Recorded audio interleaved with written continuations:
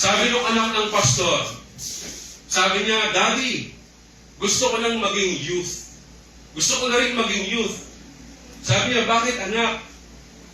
Sabi niya, kasi Daddy, yung lagi mong kasama, yung mga youth.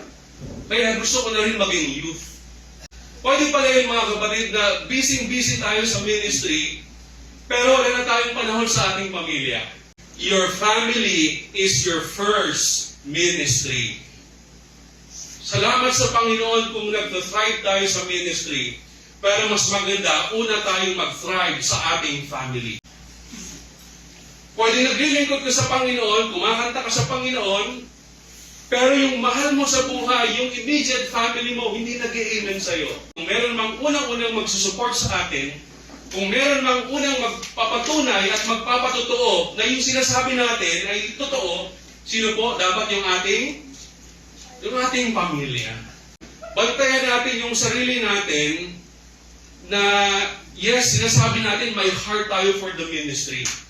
But we miss a heart for our family. So tatanungin ko po kayo, kumusta yung time ninyo sa inyong family ngayong 2024?